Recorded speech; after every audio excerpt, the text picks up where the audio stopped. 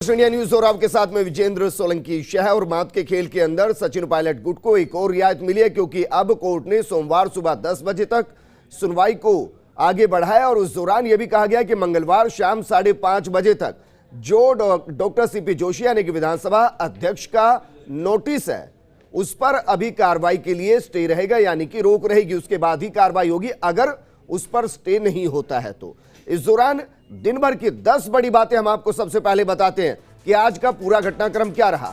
High court में सचिन पायलट की याचिका पर 20 जुलाई को अब सुनवाई होगी। 21 जुलाई की शाम 5 बजे तक नोटिस पर कार्रवाई पर रोक है। वहीं 21 जुलाई की शाम को जो नोटिस पर कार्रवाई पर रोक है उससे यकीनन सचिन पायलट गुट को थोड़ी राहत मिली है।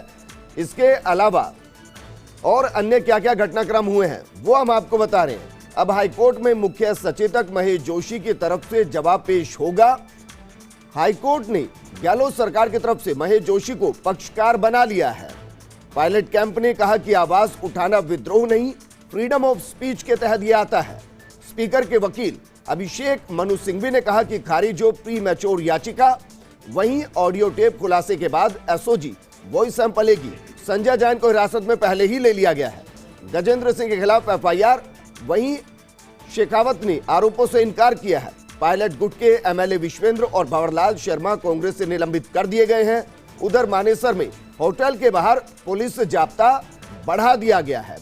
तो ये दरअसल वो 10 बड़ी बातें जिन पर हमारी नजर लगातार बनी हुई है। मेरे सहयोगी योगेश मेरे साथ जुड़ चुके हैं। योगेश, सबसे पहले आपसे जानना चाहेंगे कि इसको कम से कम उस खेमे के लिए राहत कही जा सकती है जिनके ऊपर आज शाम 5 बजे सदस्यता रद्द होने की या फिर डॉक्टर सीपी जोशी की जो भी निर्णय होता उसकी तलवार लटकने की आशंका बनी हुई थी।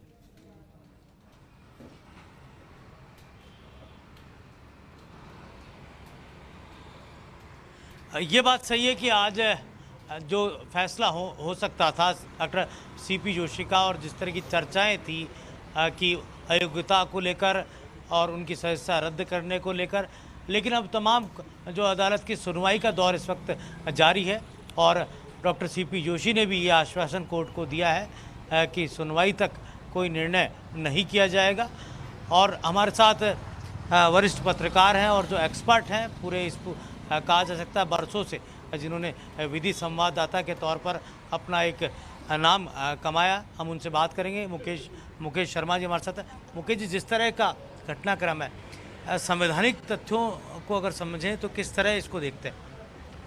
देखिए, ये जो पूरा मामला है वो निश्चित तौर पे एक संविधान की व्याख्या का है, क्योंकि जो पिटीशन फाइल की गई है, जैसा आप सबको पता होगा कि उसमें जो नोटिस दिया गया है उसकी संवैधानिकता को चुनौती दी गई है। ये जिस नियम और जिस कानून के तहत ये दिया गया है वो गलत दिया गया है, ये उनका कहना है। सचिन पायलट एंड जो पिटिशनर्स हैं, पृथ्वीराज मीणा और वो जितने भी पिटिशनर हैं, अब चूंकि कोर्ट उसको सुन रहा है, कोर्ट में सुनवाई चल रही है, कोर्ट दोनों पक्षों की बहस सुन रहा है।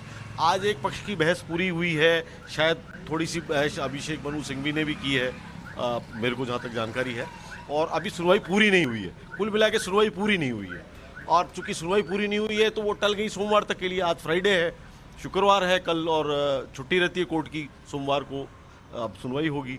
तब तक स्पीकर की तरफ से ये आश्वासन दिया गया है कि हम मंगलवार शाम 5:30 बजे तक इस मामले में वो कोई आदेश नहीं देंगे। वो क्यों नहीं देंगे? क्योंकि ऐसा जो मेरे को पता चला है कि कोर्ट ने ये प्रश्न उठाया कि सोमवार को हम उसकी हियरिंग कंक्लूड कर लेंगे, पूरी कर लेंगे, उसके बाद हमें लिखाने के लिए, ऑर्डर लिखाने के लिए, फैसला लिखाने के लिए भी समय चाहिए, इसलिए वो मंगलवार शाम को 5:30 बजे तक का समय दिया गया है। तो हम ये माने कि किस तरह से पूरे घटनाक्रमों को देखें, जिस तरह आज बहस हुई हरीश साल्वे, मुकुल रोहतगी, फिर अभिषेक मनु सिंघवी ने अपनी बातें रखी, तो मुकेश जी पुराना जो हिस्ट्री है, कई नज़ीर हैं अब तक जो देश में इस तरह के घटनाक्रमों को लेकर, उनमें सबसे खास क्या लगता है कि इस पूरे मसले को लेकर जो आप रख सकते हैं बात को कि एक जो प्रमुख नज़ीर जो अदालत के सामने भी रहे? देखिए, इसमें एक सबसे बड़ा मसला ये है कि विधायकों को जो भी कार्रवाई के लिए कहा जा रहा है कि साहब इन्होंने उल्लंघन किया, व्हिप का उल्लंघन किया, और इनको उसी के आधार पे डॉक्टर महेश जोशी जो सरकारी मुख्य सचेतक हैं, उन्होंने विधानसभा अध्यक्ष के सामने एक पिटीशन फाइल की है कि इनको इसलिए आप अयोग्य साबित कर दो, घोषित कर दिया जाए।